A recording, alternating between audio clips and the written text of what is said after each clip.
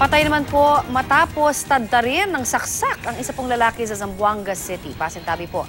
Sa General Santos City naman po, pulis at isang sibilyan patay rin matapos magbarilan sa loob naman ng Videoke Bar. Narito ang unang balita sa probinsya. Sa barilan na uwi ang happy-happy ng mga customers sa isang Videoke Bar sa General Santos City.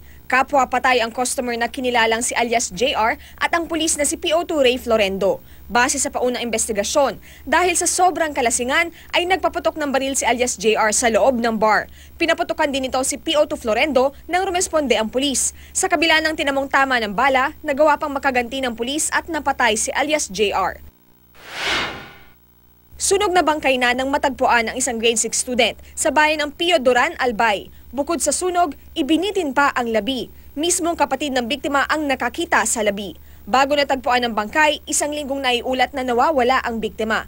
Inaalam pa kung sino at ano ang motibo sa krimen. Sa Zamboanga City, patay matapos tadtarin ng saksak ang isang lalaki. Sa madilim na bahagi ng isang subdivision natagpuan ang labi ni Ed Vincent Marba. Ayon sa mga otoridad, mahigit 12 saksak ang tinamo ng biktima. Palaisipan naman sa pamilya ng biktima ang inugatan ng pananaksak. Inaalam pa ng mga pulis kung sino ang may gawa nito.